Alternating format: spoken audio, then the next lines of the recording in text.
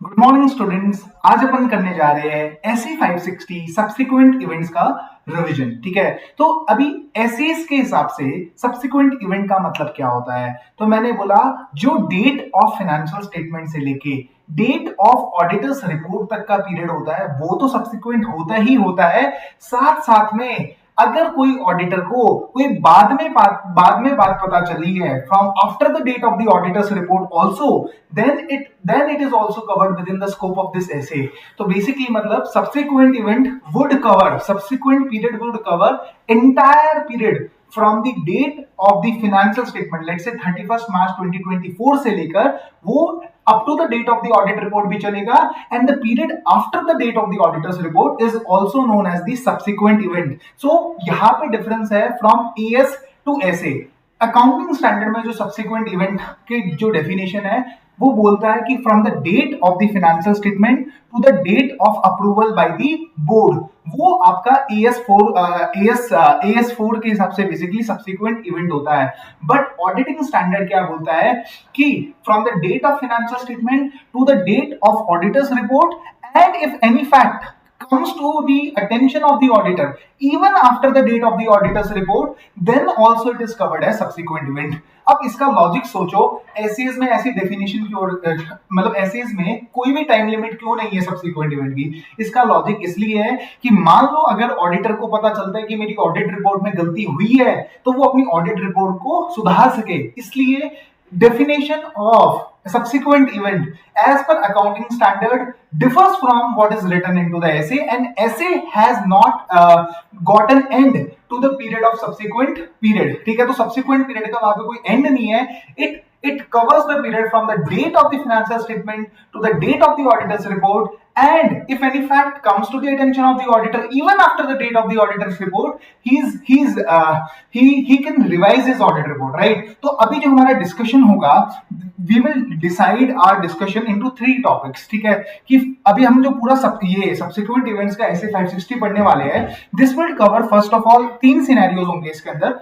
First would cover the period from the date of the financial statement to the date of the auditor's report.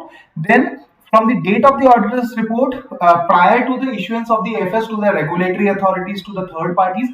मतलब देखो concept क्या है, अभी जो अपन नीचे सब्सिक्वेंट इवेंट्स के प्रोसीजर समझेंगे वो डिपेंड करता है कि कौन से केस में फॉल करता है। पहला केस क्या हो सकता है, up to the date of the auditors report. ठीक है, from the date of the financial statement up to the date of the auditors report अगर कोई सब्सिक्वेंट इवेंट हुआ है तो उसको आपको क्या प्रोसीजर परफॉर्म करने हैं। आपने अपनी audit report they the but अभी शेयर होल्डर्स के पास में ऑडिट रिपोर्ट नहीं पहुंची है।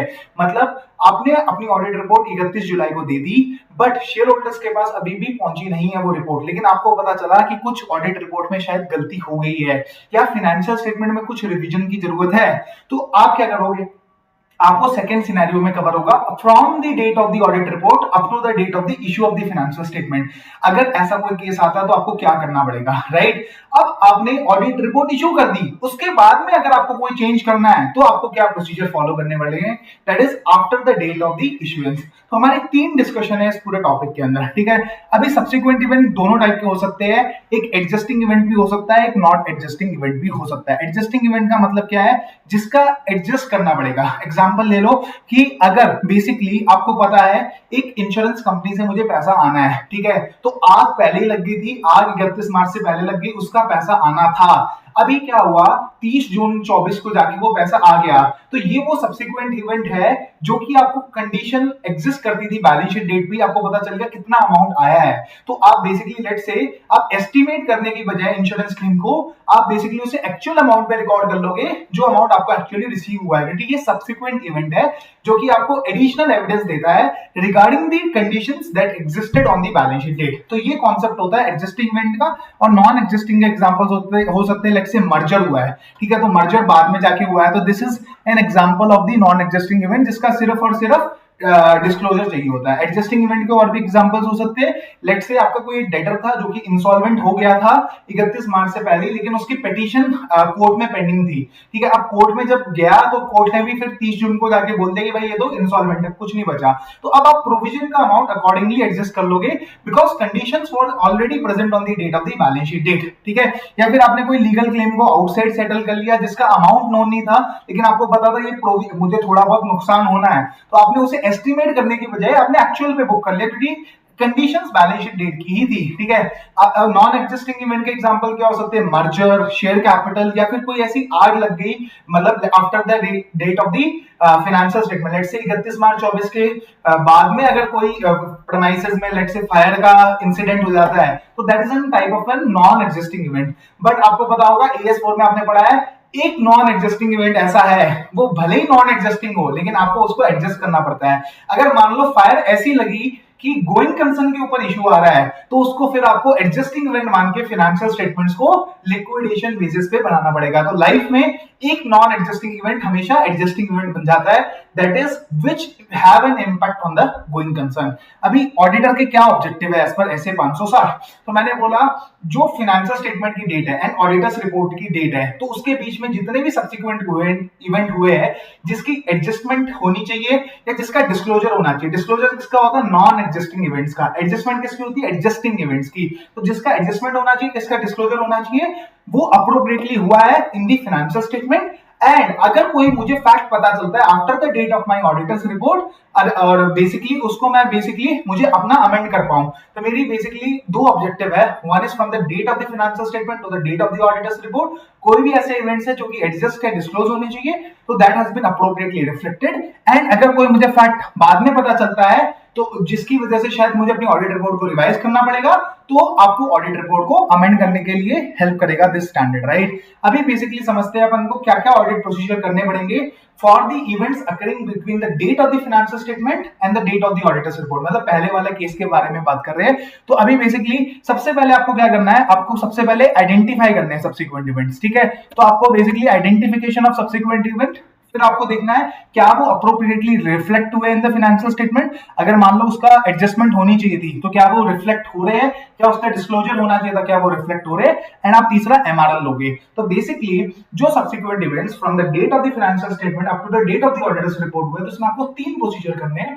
वन इज आपको देखना है कि आप कैसे सब्सिक्वेंट इवेंट्स को आइडेंटिफाई कर सकते हो। फिर जो सब्सिक्वेंट इवेंट्स आइडेंटिफाइड है क्या वो रिफ्लेक्ट हो रहे हैं फाइनेंशियल स्टेटमेंट में। एंड तीसरा आपको MRL लेना है, मैनेजमेंट से रिप्रेजेंटेशन लेनी है कि उन्होंने आपको सारे सब्सिक्वेंट इवेंट्स बताए हैं, कोई भी आपसे कुछ छुपाया नहीं है। अभी आप बेसिकली आइडेंटिफाई कैसे करोगे, है ना? आप ये कैसे आइडेंटिफाई करोगे कि क्या ये सब्सिक्वेंट इवेंट का डिस्क्लोजर होना चाहिए, क्या इसकी एडजस्टमेंट रिक्वायर्ड है, या पहले आप ये ढूंढोगे कैसे कि सब्सिक्वेंट इवेंट हुआ है या नहीं हुआ है। इसके लिए आप क्या करोगे? आप मैनेजमेंट से पूछोगे, आप मिनट्स पढ़ोगे, ठीक है। तो आप पहले मैनेजमेंट से पूछोगे, आप मिनट्स पढ़ोगे, है ना। तो मैनेजमेंट से पूछोगे, आप मिनट्स पढ़ोगे, आप मैनेजमेंट की प्रोसेस की अंडरस्टैंडिंग लोगे। So you will obtain understanding of the procedures that the management has established to identify subsequent event. And आप इंटरिम फाइनेंस सब्सिक्वेंट जो इंटरिम फाइनेंशियल स्टेटमेंट्स है उसको भी पढ़ोगे। एंड अगर कोई subsequent let's say accounting entry जो डली उसको भी आप रिव्यू कर लोगे एंड बजट्स को भी देख लोगे। तो अगर मैं बोलूं आप क्या क्या प्रोसीजर करोगे to identify the subsequent events, तो सबसे पहले आप मैनेजमेंट से समझोगे कि मैनेजमेंट ने क्या प्रोसीजर लगाया है to identify the subsequent event. Then आप बेसिकली उनसे इंक्वायरी करोगे, मैनेजमेंट एंड PCC WG से आप इंक्वायरी करोगे कि आपकी नजर में क्या कोई सब्सिक्वेंट इवेंट है। और फिर आप मिनट्स पढ़ोगे, किसके? शेयर होल्डर्स के, बोर्ड ऑफ डायरेक्टर्स के, TCWG के, जो भी मिनट्स हुए after the date of the financial statement. And अगर किसी चीज के मिनट्स अवेलेबल नहीं है तो आप ये समझोगे कि उस मीटिंग में डिस्कस क्या हुआ है। तो inquiring about the matters discussed at any such meeting for which minutes are not available. आप सब्सिक्वेंट इंटरिम फाइनेंशियल स्टेटमेंट भी पढ़ सकते हो। तो लेट्स से अगर कंपनी क्वार्टरली रिपोर्टिंग भी करती है, तो जून 30 को उसने वापस से फाइनेंशियल स्टेटमेंट बनाए होंगे, तो आप उसको भी देख सकते हो। क्वार्टरली इंटरिम फाइनेंशियल स्टेटमेंट को भी देख सकते हो, आप अकाउंटिंग रिकॉर्ड्स को भी देख सकते हो after the date of the financial statement, and आप बजट्स को भी देख सकते हो। फिर आपकी रिस्पांसिबिलिटी क्या है? सबसे पहले आइडेंटिफिकेशन सही से हुआ, they are appropriately reflected. And आपको MRL लेना है कि भाई हाँ आपने हमें सारे बेसिकली जितनी भी चीजें थी वो बता दी है।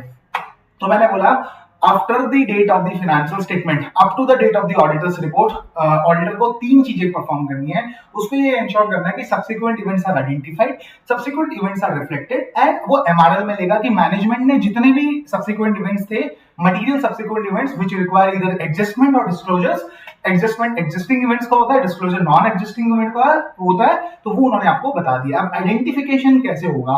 आइडेंटिफिकेशन अपन ने पढ़ा, वो मिनट्स पढ़ेगा, बजट्स पढ़ेगा, अकाउंटिंग रिकॉर्ड्स को पढ़ेगा, इंटरिम फाइनेंशियल स्टेटमेंट्स को पढ़ेगा, इंक्वायरी करेगा मैनेजमेंट टीसीडब्ल्यूजी के साथ, एंड वो बेसिकली अंडरस्टैंडिंग लेगा कि मैनेजमेंट ने क्या प्रोसीजर लगाया है। ठीक है, अभी date of issue of the financial statement, ये बहुत इंपॉर्टेंट कॉन्सेप्ट है कि किस दिन माना जाएगा।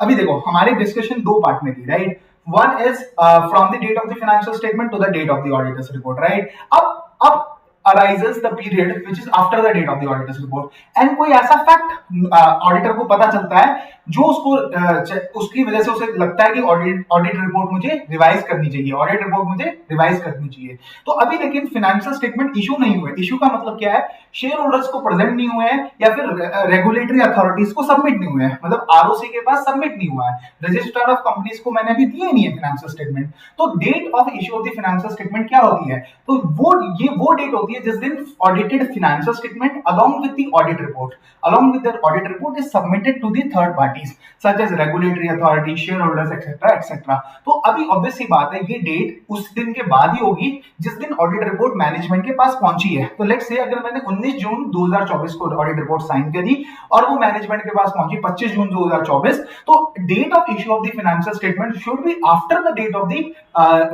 Date it reach the management. तो ये थोड़ा सा एक राइट अप दे रखा है इन थोड़ी बहुत लाइनों के अंदर। ठीक है, तो अगर मुझे कोई ऐसा फैक्ट पता चलता है, ठीक है, जो कि बेसिकली मतलब अगर मुझे ये पहले पता होता तो मैं अपनी ऑडिट रिपोर्ट को अमेंड करता, तो मुझे क्या प्रोसीजर परफॉर्म करने हैं। लेकिन अभी फाइनेंशियल स्टेटमेंट इशू नहीं हुए हैं, अभी फाइनेंशियल स्टेटमेंट इशू नहीं हुए, इसका मतलब क्या है कि मैं अपनी ऑडिट रिपोर्ट को अभी बेसिकली वापस ले सकता हूं मैनेजमेंट से। ठीक है, तो after the date of the audit report but prior to the issue of the FS, अगर कोई मुझे ऐसा फैक्ट पता चलता है जिसकी वजह से मुझे ऐसा लगता है कि मुझे अपनी ऑडिट रिपोर्ट को अमेंड करना चाहिए। एग्जांपल के तौर पे ले लेते हैं, मैंने अभी इंश्योरेंस कंपनी का जो क्लेम था, ठीक है, वो रिकॉर्ड किया बेसिकली लेट्स से 100 करोड़ पे, लेकिन मुझे एक्चुअल में सेटलमेंट जो हुआ वो 200 करोड़ पे हुआ, और 100 करोड़ जो डिफरेंशियल है that is a big amount, right? तो एक ऐसा सब्सिक्वेंट इवेंट हुआ जो मुझे लगता है कि यार which is very material and it should be known to the users, right? तो मैंने क्या बोला, I have discuss the matter with the management. फिर मैंने बोला कि क्या इसकी अमेंडमेंट की जरूरत है, तो जब मैनेजमेंट ने बोला हाँ यार अमेंडमेंट कर लेते, कोई दिक्कत नहीं है, इंश्योरेंस कंपनी का क्लेम 200 करोड़ पे रिकॉर्ड कर लेते, कोई इशू वाली बात नहीं है। तो मैंने बोला कोई बात नहीं, फाइनेंशियल स्टेटमेंट को अमेंड करते हैं। अब बेसिकली हम पूछेंगे मैनेजमेंट से कि how you are planning to do this amendment. अभी देखो अमेंडमेंट दो तरीके से हो सकती है, ठीक है? अभी जब अपन नीचे जाएंगे ना तो अपन डिस्कशन करेंगे कि लेट्स से अगर आप सब्सिक्वेंट इवेंट की वजह से अमेंडमेंट कर रहे हो आप, राइट? तो आप हो सकता है सिर्फ जो मेजर फैक्ट है, लेट्स से अभी जैसे इंश्योरेंस क्लेम रिसीवेबल 100 करोड़ का 200 करोड़ में सेटल हुआ, सिर्फ आप इस चीज को एडजस्ट करो। अब कायदे से तो क्या होना चाहिए, वापस से अप्रूवल होगा फाइनेंशियल स्टेटमेंट का, तो आपको सारे सब्सिक्वेंट इवेंट्स को देखना चाहिए, ठीक है? लेकिन कई बार जैसे लॉ या फिर फाइनेंशियल रिपोर्टिंग फ्रेमवर्क आपको अलाउ करता है कि आपने एक बार ऑडिट रिपोर्ट दे दी, ठीक है, अब इसके बाद आपने एक बार बोर्ड अप्रूवल भी ले लिया फाइनेंशियल स्टेटमेंट्स के अप्रूवल के ऊपर। अब आप कोई ऐसा नहीं कि हर एक सब्सिक्वेंट इवेंट को एडजस्ट करना है, ठीक है, या हर एक सब्सिक्वेंट इवेंट को डिस्क्लोजर करना है। अब एक बहुत बड़ा सब्सिक्वेंट इवेंट हुआ तो जिसमें बेसिकली आप बोलो कि 100 करोड़ का डेटर 100 करोड़ का इंश्योरेंस क्लेम 200 करोड़ में सेटल हो गया, राइट? तो अब आप यहाँ पे बेसिकली आपको देखना पड़ेगा how the management intends to change. तो अभी बेसिकली अगर मैनेजमेंट बोलता है कि भाई मैं सिर्फ ये 100 करोड़ को ही देखूंगा, ठीक है, तो 100 करोड़ को ही देखूंगा, मतलब मैं अपना बेसिकली 100 करोड़ को 200 करोड़ बना दूंगा, बाकी मुझे जो भी सब्सिक्वेंट इवेंट हुए हैं after your audit report date उससे मुझे कोई मतलब नहीं है। तो जहां पे लॉ परमिट करता है, व्हेन लॉ, रेगुलेशन और FRF does not prohibit management from restricting the amendment of the financial statement to the effect of the subsequent event and ठीक है, एंड मैनेजमेंट क्या बोलता है कि मैं अप्रूवल भी जो and those responsible for approving the FS, मतलब that is the management, are not prohibited from restricting their approval to that amendment. Management बोलता है मैं भी अमेंडमेंट सिर्फ इसी चीज की कर रहा हूं, मैं सारे सब्सिक्वेंट इवेंट्स को नहीं देखूंगा। तो auditor is permitted to restrict the audit procedures on that subsequent event only, तो उसको फिर सारे सब्सिक्वेंट इवेंट्स में नहीं करना। तो basically you need to understand two things. One is जो भी अगर कोई सब्सिक्वेंट इवेंट्स की वजह से कोई चेंज हो रहा है, 100 करोड़ का क्लेम 200 करोड़ में सेटल हो गया, तो क्या मैनेजमेंट सिर्फ उसी चेंज को इंकॉर्पोरेट करना चाह रही है? तो आपको सिर्फ उसी चीज के ऊपर प्रोसीजर करना है, क्योंकि आपने एक बार तो audit report they the, but management बोल रहे नहीं भाई मैं और भी सब्सिक्वेंट इवेंट्स को कंसीडर करूंगा, और भी चीजों को कंसीडर करूंगा, और भी चेंजेस करूंगा। तो बेसिकली आपको फिर ये वाला पैराग्राफ अप्लाई हो जाता है, और जो अपन डिस्कस करेंगे 90% केसेस में हमारे पेपर में यही वाले क्वेश्चन आएंगे। तो बेसिकली आपको डिस्कस करना है, आपको देखना है कि क्या फाइनेंशियल स्टेटमेंट में अमेंडमेंट की जरूरत है एंड कैसे मैनेजमेंट उस अमेंडमेंट को करने वाला है। अगर मैनेजमेंट बोलता है मुझे चेंज करना है, तो आपको बेसिकली उस चेंज के ऊपर आपको प्रोसीजर करने, ऑडिट प्रोसीजर करने, आपको देखना है कि हाँ यार 200 करोड़ रुपए मुझे मिल चुके हैं, इंश्योरेंस कंपनी ने अप्रूव किया 200 करोड़ रुपए, एंड आपको सब्सिक्वेंट इवेंट पे फिर जो प्रोसीजर करने पड़ेंगे वो up to the date of the auditor report, मतलब रिवाइज जो ऑडिटर रिपोर्ट है उस डेट तक के आपको सब्सिक्वेंट इवेंट के प्रोसीजर करने पड़ेंगे, जो भी हमने ऊपर पढ़े। ऊपर हमने क्या पढ़ा? Identification, reflected and MRL, right? तो आपको बेसिकली आइडेंटिफिकेशन के ऊपर वापस से प्रोसीजर करना पड़ेगा, मिनट्स देखनी पड़ेगी उस डेट तक। तो बेसिकली क्या है, अगर मैनेजमेंट बोलता है कि मैं वापस से बेसिकली फाइनेंशियल स्टेटमेंट को सिर्फ सब्सिक्वेंट इवेंट के लिए अमेंड नहीं कर रहा, मैं और भी चीजों के लिए अमेंड कर रहा हूं, तो आपको बेसिकली एक तरीके से माना जाएगा कि आपकी ऑडिट रिपोर्ट देखकर आपको वापस से वो प्रोसीजर करने पड़ेंगे। इनको मतलब basically events are identified, these are reflected, and these are basically confirmed through MRL, right? तो वो ऊपर वाले प्रोसीजर आपको करने पड़ेंगे, and you have to issue a new auditors report. तो बेसिकली आपको अमेंडेड फाइनेंशियल स्टेटमेंट के ऊपर नई ऑडिट रिपोर्ट दी जाएगी। बेसिकली ये माना जाएगा कि आपने कभी ऑडिट रिपोर्ट इससे पहले इशू ही नहीं करी, क्योंकि मैनेजमेंट ने चेंज किया है, और वो ऐसा चेंज है जो सिर्फ उस सब्सिक्वेंट इवेंट से रिलेटेड नहीं है, बट और भी बहुत सारे चेंजेस है, राइट? अगर वो सिर्फ सब्सिक्वेंट इवेंट से रिलेटेड चेंज है, तो बेसिकली मैं अपनी ऑडिट रिपोर्ट को सिर्फ अमेंड करूंगा, और मैं बोलूंगा कि भाई देखो ये वाली मेरी पिछली रिपोर्ट थी, इसमें से बस मैंने सब्सिक्वेंट इवेंट का ये नोट डाला है बैलेंस शीट में, और ये मेरी अमेंडेड ऑडिट रिपोर्ट है, ठीक है?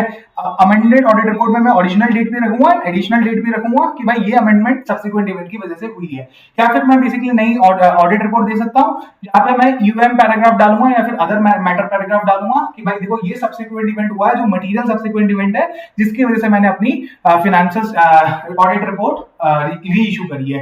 री इशू मींस अभी देखो इशू तो हो ही नहीं थी ना, थर्ड पार्टी के पास तो पहुंची नहीं, तो बेसिकली इसमें यहाँ पे ये लिखने की जरूरत नहीं है कि आपने री इशू करी है ऑडिट रिपोर्ट, क्योंकि अभी किसी के पास पहुंची नहीं है, अभी तो सिर्फ मैनेजमेंट के पास है। लेकिन अगर मैनेजमेंट देखो चेंज होना चाहिए था, बट मैनेजमेंट बोलता है भाई मैं तो नहीं करूंगा, तो अभी अगर आपने ऑडिट रिपोर्ट अभी मैनेजमेंट के पास नहीं पहुंची है, तो आप अपनी ऑडिट रिपोर्ट को मॉडिफाई करके ऐसे 705 के हिसाब से ओपिनियन दे सकते हो, क्योंकि मैनेजमेंट कोई चेंज करने को राजी नहीं है, राइट? तो अभी चेंज होना चाहिए आपके हिसाब से वो सब्सिक्वेंट इवेंट एडजस्ट होना चाहिए। 100 करोड़ का क्लेम 200 करोड़ हो गया, तो 100 करोड़ एडजस्ट होना चाहिए, बट मैनेजमेंट बोल रहा है मैं नहीं करता, मेरे तो साइन हो गया बस। लेकिन अभी ऑडिट रिपोर्ट मैनेजमेंट के पास नहीं पहुंची है, तो आप अपनी ऑडिट रिपोर्ट रिवाइज कर सकते हो, and you can modify your opinion as per SA 705। लेकिन अगर ऑडिट रिपोर्ट मैनेजमेंट के पास पहुंच चुकी है ना, तो आप मैनेजमेंट को बोलोगे कि भाई मेरी ऑडिट रिपोर्ट अभी इशू मत करना, इशू तभी करना जब आप ये चेंज करने के लिए एग्री हो जाओ, ठीक है? लेकिन फिर भी अगर मैनेजमेंट इशू कर दे वो रिपोर्ट आपकी, तो आपको बेसिकली आपको एक पब्लिक स्टेटमेंट देनी है कि no one should rely on this audit report, मतलब आपको ऐसे प्रोसीजर करने पड़ेंगे, आपको ऐसे मेथड्स फॉलो करने पड़ेंगे that no one relies on your previously issued audit report. तो बेसिकली द पॉइंट इज, अगर आपकी amendment is solely on account of the amendment which arises on account of one subsequent और two subsequent event, तो आपको basically नीचे वाला paragraph follow करना है। बट ये बहुत ही रेयर सिचुएशन में होगा, but measure of the case में ऊपर वाला सिचुएशन ही होगा, जहां पे basically the change is not restricted only to the subsequent event, but it is on account of these things, मतलब मैनेजमेंट उसमें और भी चेंजेस कर रही है, not only on account of subsequent event only, ठीक है? तो अभी बेसिकली इसमें आप क्या करोगे, डिस्कस, डिटरमाइन करोगे फाइनेंशियल स्टेटमेंट में कोई चेंज चाहिए, एंड आप कैसे चेंज करोगे। आप मैनेजमेंट के साथ अगर एग्री हो जाता है तो आपको प्रोसीजर परफॉर्म करने हैं। आपको सब्सिक्वेंट इवेंट के वाले जो ऊपर हमने प्रोसीजर पढ़े थे, identification, reflected and MRL. Identification में आप क्या करोगे, मिनट्स पढ़ोगे, फाइनेंशियल स्टेटमेंट पढ़ोगे सब्सिक्वेंट, ठीक है? फिर आप क्या देखोगे, बजट्स देखोगे, अकाउंटिंग रिकॉर्ड देखोगे, अंडरस्टैंडिंग लोगे कि मैनेजमेंट कैसे आइडेंटिफाई करता है, आप इंक्वायरी करोगे मैनेजमेंट एंड किसी से, तो आपको वो प्रोसीजर वापस एक्सटेंड करने पड़ेंगे to the new auditors report date, and आपको नई ऑडिट रिपोर्ट देनी पड़ेगी, है ना? ऑब्वियस सी बात, अगर मैनेजमेंट बोलता है कि नहीं जी मैं तो नहीं चेंज करूंगा, ऑडिट रिपोर्ट उनके पास नहीं पहुंची, तो आप मॉडिफिकेशन डाल दोगे। अगर पहुंच गई है तो आप उन्हें बोलोगे भाई मेरी ऑडिट रिपोर्ट मत इशू करना। अगर फिर भी वो इशू कर दे, तो आपको basically you have to perform such things to prevent reliance on the auditor's report. अगर कोई आपको fact after the date of the financial statements पता चलता है, after the financial statement have been issued to the regulatory authorities, आपको कोई ऐसा fact पता चलता है जो कि आपको लगता है अगर ऑडिट रिपोर्ट वाले दिन पता होता तो मैं शायद अमेंड कर देता अपनी ऑडिट रिपोर्ट, तो आपको क्या करना है, तो अभी आपको सेम चीजें करनी है आपको सेम चीजें करनी है। बेसिकली आपको डिस्कस करना है, आपको डिटरमाइन करना है कि क्या अमेंडमेंट की जरूरत है एंड आप कैसे इस अमेंडमेंट को एड्रेस करने वाले हो। ठीक है, तो basically you have to discuss with management, determine क्या फाइनेंशियल स्टेटमेंट में अमेंडमेंट की जरूरत है and inquire how management intends to address the amendment in the financial statement. तो अब बेसिकली अगर मैनेजमेंट बोलता है कि नहीं जी मैं अमेंडमेंट कर दूंगा after the date of the financial statement have been issued, मतलब आरओसी के पास जा चुकी है फाइनेंशियल स्टेटमेंट, फिर भी मैनेजमेंट अग्री कर रहा है कि भाई मैं चेंज कर दूंगा, ये ऐसा चेंज है जो अब मान लो कि गलती से क्या हुआ, 2-4 डेटर के बैलेंसेस इंक्लूड करने ही रह गए बैलेंस शीट में। ठीक है, तो अब मैनेजमेंट अग्री कर रहा है कि भाई उसको वो चेंज करना है। ठीक है, तो you have to carry out the procedures on the amendment. आपको बेसिकली इंश्योर करना है कि मैनेजमेंट ऐसी स्टेप्स ले और वो नोटिफाई करे कि जो प्रीवियसली इश्यूड एफएस है वो उसके ऊपर रिलाय ना किया जाए। अगर मैनेजमेंट ऐसा नहीं कर रहा है तो ऑडिटर को स्टेप्स लेने की, ऑडिटर को बोलना कि भाई मेरी रिपोर्ट पे रिलाय मत करना and you have to extend the audit procedure to the subsequent events, मतलब फिर आपको उस दिन तक के सब्सिक्वेंट इवेंट्स देखने पड़ेंगे जिस दिन आप रिवाइज्ड ऑडिट रिपोर्ट दे रहे हो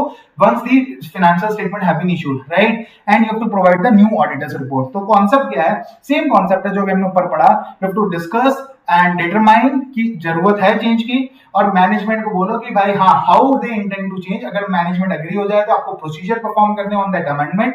you have to extend the subsequent event procedures to the date of the revised auditors report and you have to provide the new auditors report. ठीक है, एंड अगर बेसिकली मैनेजमेंट बोलता है कि नहीं जी मैं चेंज नहीं करूंगा, लेकिन ऑडिटर के हिसाब से ये चेंज होना चाहिए, तो अभी बेसिकली आपके ऑडिट रिपोर्ट तो ऑलरेडी इशूड है, तो आपको बेसिकली ऐसा procedure you have to first notify the management कि भाई चेंज कर दो। अगर फिर भी मैनेजमेंट नहीं चेंज करता है तो आप ऐसे प्रोसीजर करें, आप ऐसे एक्शंस लीजिए कि आप यूजर्स का रिलायंस उस पे ना हो, आप ऐसे एक्शन लीजिए, मतलब आप यूजर्स को बोल दीजिए you can't rely on this report, right. अभी बेसिकली सेम कॉन्सेप्ट है, अगर आप सिर्फ चेंज कर रहे हो या अमेंडमेंट कर रहे हो to the effect of that subsequent event which happened after the issue of the financial statement, तो कोई दिक्कत वाली बात नहीं है। आप बस क्या करो, अपनी ऑडिट रिपोर्ट को अमेंड कर दो, उसमें एक एडिशनल डेट डाल दो कि भाई हमने ये चेंज इसलिए किया है क्योंकि एक ऐसा सब्सिक्वेंट इवेंट हुआ है after the date of the issue of the financial statement जो कि मुझे लगता है कि रिफ्लेक्ट होना चाहिए। ठीक है, और आप उसको नोट के थ्रू हाईलाइट कर दो या फिर आप एम्फेसिस ऑफ मैटर या अदर मैटर पैराग्राफ भी डाल सकते हो जहां पे बेसिकली आप बोलोगे कि भाई मेरी जो सब्सिक्वेंट इवेंट पे जो प्रोसीजर है that is restricted to this amendment only and I have previously issued my audit report on this date। अब यहाँ पे और ऊपर वाले में डिफरेंस क्या है, ऊपर वाले में डेट नहीं आएगी प्रीवियसली इशूड ऑडिट रिपोर्ट की, बट यहाँ पे आएगी। उसका रीजन क्या है, ऑब्वियसली बात है यहाँ पे ऑडिट रिपोर्ट ऑलरेडी इशू हो चुकी है, ऊपर वाले केस में वो इशू नहीं हुई थी। तो बेसिकली देखो कॉन्सेप्ट क्या है, अगर आप अमेंडमेंट सिर्फ सब्सिक्वेंट इवेंट की वजह से उसी के लिए अमेंडमेंट कर रहे हो तो आपको अपने प्रोसीजर उसी अमेंडमेंट पे रेस्ट्रिक्ट करने हैं। बट अगर आप सब्सिक्वेंट इवेंट के साथ साथ कुछ और चीजों की वजह से भी अपनी बैलेंस शीट या पीएनएल को अमेंड कर रहे हो तो आपको जो ऊपर वाले जो प्रोसीजर थे, identification of subsequent event, reflection of the subsequent event in the financial statement and obtaining the MRL, वो आपको up to the date of the revised auditors report करने पड़ेंगे। ये हमारा कॉन्सेप्ट निकल के आता है from the overall discussion. So this was our SA 560 super fast revision. Do like to this channel and do subscribe for more such videos। ये CA final और CA इंटर दोनों के लिए वीडियो थी, आप आराम से इसे देखिए, ऐसे 560 को एकदम क्रिस्प मैनर में समझाया गया इसके अंदर। Thank you, thanks a lot, bye and have a good day.